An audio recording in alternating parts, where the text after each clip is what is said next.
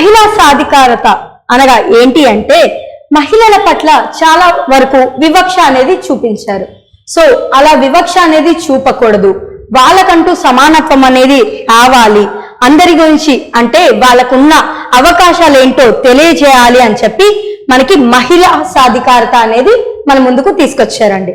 So ఇక్కడ మనకి 5 రకాల అసమానతలు అనేటివి ఉన్నాయి. అవేంటో తెలుసుకుందాం ఇప్పుడు. సో 5 రకాల అసమానతలు ఉన్నాయి.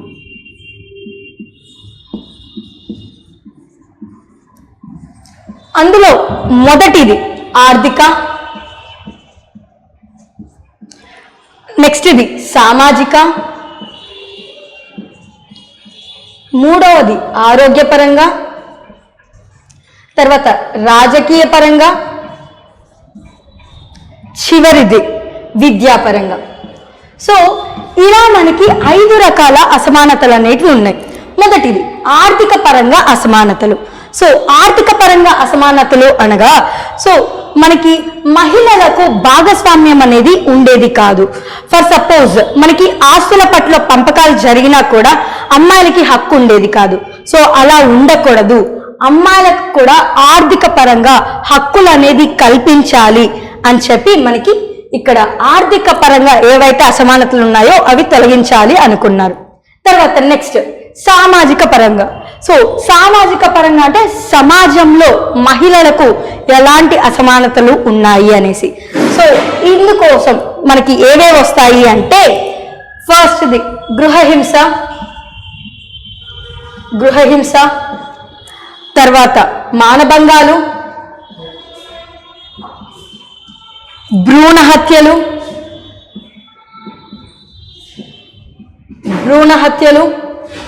సరే, ఇలా ప్రతిదీ యాసిడ్ దాడులు అవ్వచ్చు, గృహహింస అవ్వచ్చు, ఏవైనా కూడా సమాజంలో మహిళలకి ఏవైతే ఇబ్బందులు కలుగుతున్నాయో వాటన్నిటికీ కారణం ఏంటి అంటే సామాజికంగా మహిళలకున్న అసమానత.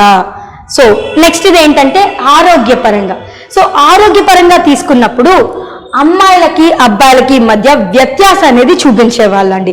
ఏ విషయంలో అంటే టీకాలు వేసే విషయంలో.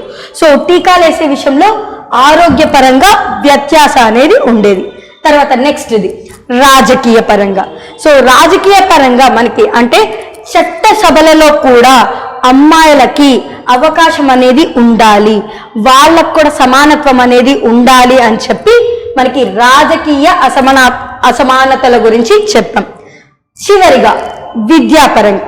సో విద్యాపరంగా ఎలాంటి అసమానతలు ఉన్నాయి అంటే ఫర్ సపోజ్ అమ్మాయిలు ఒకవేళ చదువుకోవాలి అనుకున్నారు అనుకోండి, దూర ప్రదేశాలు వెళ్ళడానికి పూర్వం ఒప్పుకునే వాళ్ళు కాదు, కానీ అబ్బాయిలకు మాత్రం ఆ అవకాశం ఉండేది. విదేశాలకు వెళ్ళేవారు, వేరే ప్రాంతాలకు కూడా వెళ్ళేవారు. అలా ఉండకూడదు, అమ్మాయిలకు కూడా విద్యాపరంగా అర్హతలు అనేవి ఉండాలి, వాళ్ళకు కూడా అవకాశాలు కల్పించాలి అని చెప్పి మన ప్రభుత్వం మహిళా సాధికారత పరంగా అంటే మనకంటూ ఎన్నో అవకాశాలను తీసుకొచ్చింది, ఎన్నో పథకాలను కూడా తీసుకొచ్చింది. Don't forget to like, subscribe and share the videos.